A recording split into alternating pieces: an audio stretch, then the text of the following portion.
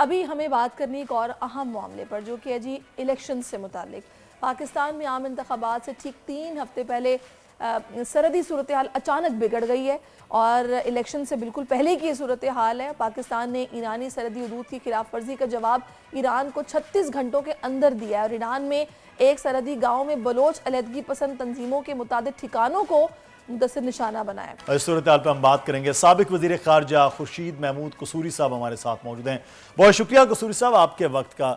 آپ سفارتی سطح پر وسیع تجربہ رکھتے ہیں، پھر وزیر خارجہ بھی رہ چکے ہیں۔ ایران سے تعلقات پر آپ کی اچھی گرپ ہے، ہمارے ہمیشہ سے ایران سے تعلقات برادرانہ رہے ہیں، پھر یہ اچانک ہوا کیا ہے؟ کس چیز نے ایران کو اس طرح سے غیر ذمہ دارانہ فعل پر مجبور کیا، اور اس پر ہم نے جو رد عمل دیا، اس ساری صورتحال کو کس طرح سے آپ دیکھ رہے ہیں؟ نہیں ہو بات چیت سے تو ایران کو بالکل سوچنا چاہیے تھا جب انہوں نے حملہ کیا ہے۔ جب پاکستان نے دیکھیں بڑا ایک پروپورشنٹ اور ٹارگیٹڈ حملہ ہے، ایرانی بھی مان رہے ہیں کہ یہ غیر ایرانی ہیں جو مارے گئے ہیں۔ انہوں نے خود کہا ہے کہ پہلے 9 کی خبر آئی، پھر 7 کی خبر آئی، لیکن 7 ان کی میڈیا نے کہا غیر ایرانی مارے گئے ہیں۔ تو اگر غیر ایرانی کیا کر رہے تھے؟ کوئی ہیلتھ ریزورٹ تو نہیں ہے، بیابان میں بیٹھے ہوئے تھے غیر ایرانی۔ پہلے حجاب تھا، کہا نہیں جا رہا تھا، شرما شرمی تھی، پاکستان کے برادرانہ تعلقات تھے اور انشاءاللہ رہیں گے۔ یہ جو بھی کچھ ہوا ہے بیچ میں، کیونکہ یہ صدیوں کے تعلقات ہیں، یہ صدیوں پہ محیط ہیں، کلچرل، ریلیجس، ہر قسم کے تعلقات ہیں، اور ہماری زبان اور ان کی زبان میں بڑی مماثلت ہے۔ ہمارے بڑے بڑے جو پوئٹس ہیں، علامہ اقبال، مرزا غالب شروع میں یہ فارسی میں پوئٹ کرتے تھے، مرزا غالب بھی، ان کی جو ان کا پہلا جو دیوان ہے وہ بھی فارسی میں ہے۔ مجھے اس لیے سمجھ نہیں آ رہی جب اتنے، اور وہ بڑی خوشی سے مجھے بتایا کرتے تھے، میں ایران جاتا تھا، اقبال لاہوری اپنے خاص تلفظ میں، اقبال لاہوری کی بہت وہ عزت کرتے تھے اور تعریف کرتے تھے۔ اور مجھے اور پاکستان کے بہت سے جو یہاں سے لوگ مقدس مقامات پہ جاتے ہیں، ایران بھی جاتے ہیں، عراق بھی جاتے ہیں، بالکل یہ تو عجیب و غریب چیز ہے۔ انہوں نے کہا حملہ جو یہاں کیا، بھئی حملہ کرنا ہے تو آپ، یہ تو سالوں سے چل رہا ہے۔ ہم نے پہلے جو ہیڈ تھے جند اللہ اس کا مطلب اب یہ ہے کہ صورتحال مزید کشیدہ نہیں ہوگی؟ آپ کے خیال میں اب مزید رد عمل متوقع نہیں ہے؟ آنے والے کچھ دنوں میں صورتحال معمول پر آ جائے گی، ایسا ہی ہے؟ نہیں، میں یہ نہیں کہتا کہ کیسے رہے گا، یہ تو میں ان کی مائنڈ تو پریڈکٹ نہیں کر سکتا نا۔ پہلے جو انہوں نے کیا وہ بالکل غیر متوقع تھا، اور میرا ایکسپلینیشن ہے اس کے لیے کہ وہاں بہت سے پاور سینٹرز ہیں ایران میں۔ ایک صدر ہیں جو الیکٹ ہو کے آئے ہیں، ایک وہاں کے رہبر ہیں، اور ایک یہ جو ریولوشنری گارڈ ہیں یا پاسداران ہیں، کہ مختلف پاور سینٹرز ہیں۔ میرا یہ خیال ہے، حالانکہ اب تو جو مرضی وہ کہتے رہے، کہ ان کے فورن منسٹر کو پتہ ہی نہیں تھا کہ یہ حملہ ہو رہا ہے، کیونکہ اگر فورن منسٹر کو پتہ ہوتا تو کیوں اس وقت پریزیڈنٹ پاکستان کے وزیر اعظم سے ملاقات کرتا؟ کوئی ڈرامہ سٹیج کر رہا تھا؟ کیا کرنے گئے تھے؟ بھئی آپ بہانہ بنا سکتے تھے اگر پہلے سے میٹنگ سیٹ ہوئی تھی کہ جناب وہ بیمار ہو گئے ہیں، نزلہ ہو گیا، زکام ہو گیا ہے، کوئی خاص وجہ ہے، میٹنگ بھی کرنی ہے، اس ٹائم پہ حملہ بھی ہونا، تو میرا تو اندازہ ہے کہ پتہ ہی نہیں تھا انہیں۔ اور پھر فورن منسٹر پاکستان ہمارے جو ہیں گیلانی صاحب کیئر ٹیکر فورن منسٹر، ان کو جو ایران کے تھے انوائے آن افغانستان، وہ یہ ایران کے جو انوائے تھے افغانستان میں، وہ بھی ملنے آئے اسلام آباد میں۔ تو پھر ہماری ملٹری کی آپس میں ایکسرسائزز ہوئی ہیں، آپ کے پاس چینلز ہیں کمیونیکیشن کے، تو آپ بات کر سکتے ہیں۔ چینلز آف کمیونیکیشن جو ہیں آپ کے، آپ ان کے ذریعے بات کر لیں، تو وہ بھی نہیں ہوا۔ تو مجھے لگ رہا ہے کہ وہ بڑے ڈیسپریٹ تھے۔ قصوری صاحب، اگر ہم اس میں یہ جاننا چاہیں کہ اس ٹینشن میں ہمیں اپنی فوج ایران کے بارڈر پر بھیجنی پڑ گئی، تو پھر کیا پاکستان میں انتخابات وقت پر ہوتے دیکھ رہے ہیں آپ؟ انتخابات کے لیے تو سیکیورٹی کی ضرورت ہوگی۔ دیکھیے، اس کا میں جواب نہیں دے سکتا، اس کا ڈیفنس منسٹری جواب دے گی، میں کیسے آپ کو جواب دوں؟ کیونکہ جو حالات ہیں افغان بارڈر، انڈیا اور ایران، یہ میں نہیں جواب دے سکتا۔ کہ وہ اتنے فورسز دے سکتے ہیں ہاں میری خواہش ہے کہ الیکشن ٹائم پہ ہو، لیکن میری خواہشات سے تو کہانی نہیں چلتی نا. میری تو یہی خواہش ہے اور زیادہ تر پاکستانیوں کی یہی خواہش ہے کہ ٹائم پہ الیکشن ہو جائیں. لیکن اگر سیکیورٹی فورسز اویلیبل نہیں ہیں تو پھر یہ میرا کام کہ میں اس پہ آپ کو جواب دوں، کیونکہ یہ آئی کانٹ میں اندازہ بھی نہیں لگا سکتا. قصوری صاحب، جب اب اس طرح کی صورتحال بن جاتی ہے تو سفارتی سطح پر بات چیت کس طرح جاری رہتی ہے؟ پھر ایک تو وہ صورتحال ہوتی ہے جو بظاہر میڈیا پر دکھائی جا رہی ہوتی ہے، لیکن اندرون خانہ بات چیت کس طرح جاری رہتی ہے پھر؟ نہیں بہت طریقے ہیں جی. مینز آف کمیونیکیشن اگر انڈیا کے ساتھ ہے تو ایران کے ساتھ کیوں نہیں ہمارے ہیں؟ ملٹری لیول پہ ہیں، فورن آفس کی لیول پہ ہیں، ہر لیول پہ ہیں. اور تو اور اگر چاہیں تو مذہبی تعلق جو ہمارے جو شیعہ ہمارے حضرات، ہمارے جو ہمارے لیڈرز ہیں ان سے ایران سے بھی اچھے ہیں، ان کو بھی استعمال کر سکتا تھا ایران. پاکستان میں تو کوئی شیعہ سنی کی تفریق نہیں ہے. ہماری تو army, navy, air force, media, business, ہر جگہ پہ شیعہ سنی برابر کے کام کر رہے ہیں. ہم تو ایسی کوئی ڈیفرینشیٹ نہیں کرتے کہ جی یہ فلانا شیعہ یا فلانا سنی ہے. لیکن ان کے جو وزرات ہیں ان سے بہت قریبی تعلقات ہیں، ان کی مذہبی لیول پہ ان کو بھی یوز کر سکتے تھے. اچھا قصوری صاحب، اگر ہم یہ بات کریں کہ ان واقعات کے بعد پاک ایران تعلقات کا مستقبل جو ہے وہ کیا آپ دیکھ رہے ہیں؟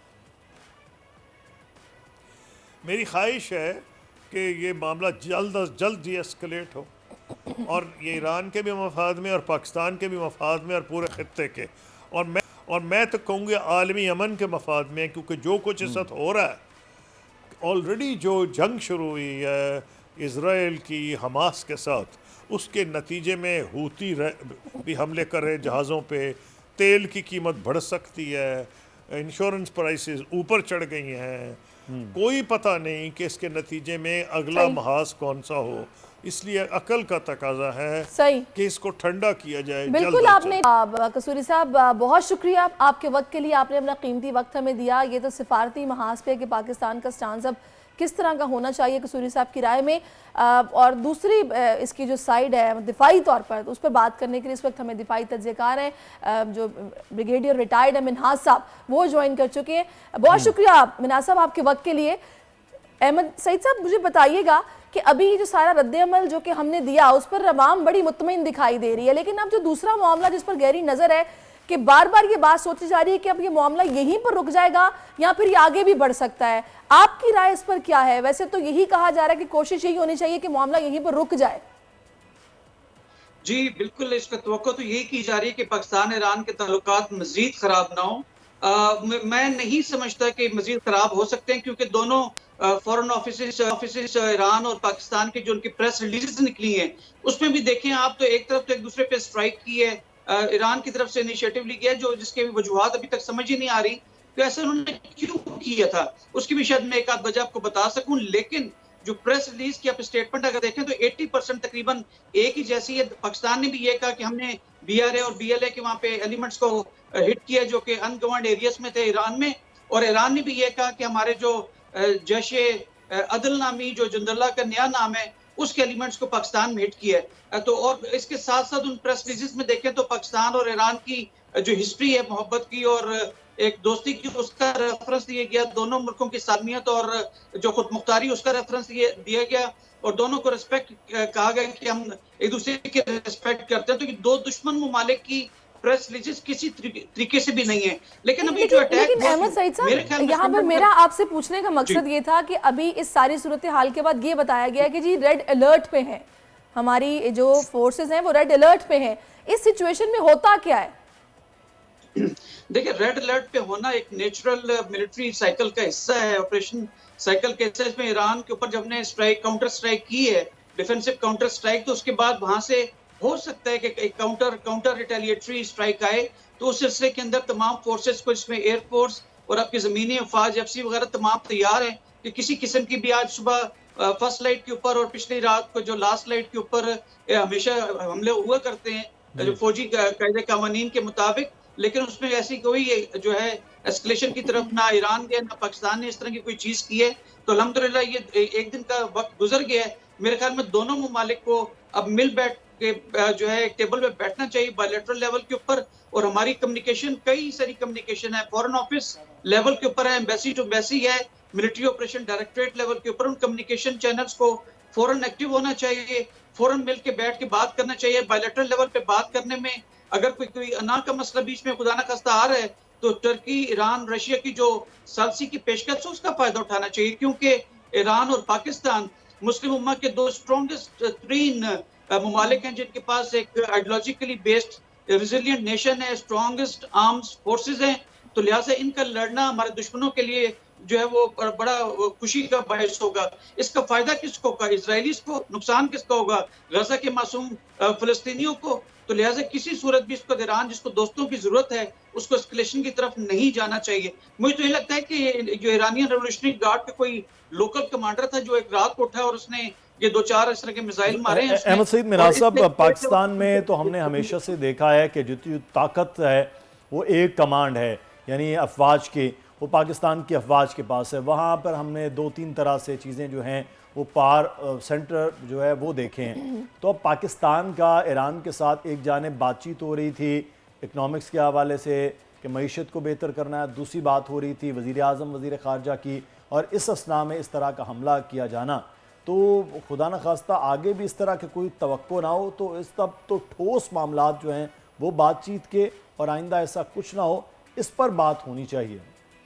جی بالکل, آپ کا جو آپ کا انالیسس ہے بالکل ٹھیک ہے. وہاں پہ ایرانین ریولوشنری گارڈز کی جو انفلوئنس ہے, جو آپ کے ریلیجیس کلرجی ہے وہاں پہ, خامنائی آیت اللہ صاحب جو وہاں پہ, جو ان کے اوپر خاصا ان کا انفلوئنس رہتا ہے اس ایرانین ریولوشنری گارڈز کا. تو میں تبھی میں کہہ رہا ہوں کہ شاید یہ لوکل کسی کمانڈر نے کہ جس کے پاس رات کو کچھ کرنے کو نہیں تھا تو اس نے اٹھا کے یہ کر لیا. اب ڈیووس میں دیکھیں تو ہمارے پرائم منسٹر سے ان کے فورن منسٹر مل رہے ہیں, اور ہماری یہاں میڈیا پہ کوریج ہو رہی ہے, پاک ایران دوستی کو اجاگر کیا جا رہا ہے. And at the same time ہم یہاں پہ اینٹی ٹیررزم جو ہے وہ ایکسرسائزز مشقیں کر رہے تھے. Out of nowhere missiles آ کے یہاں پہ راکٹس گرے آ کے, اور اس میں ڈرون اسٹرائکس انہوں نے کی بغیر کسی پرووکیشن کے.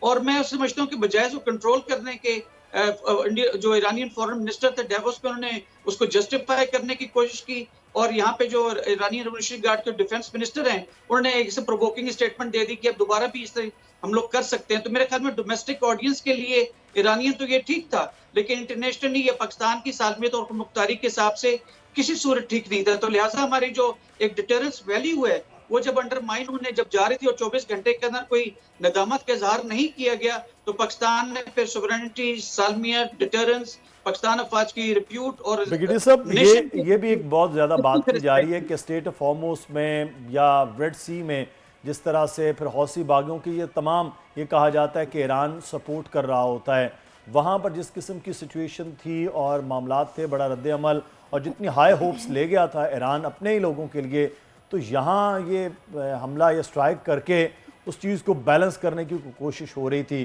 اگینسٹ پاکستان. تو یہ آپ سمجھتے ہیں کہ اس قسم کے معاملات جو آپ بات کر رہے ہیں بار بار کو لوکل کسی کمانڈر ہیں, تو یہ پاسداران انقلاب کی جانب سے جس قسم کا عمل ہے یہ تو الٹا ایرانی گورنمنٹ کو ہزیمت کا شکار بنانے کی کوشش ہی تھی؟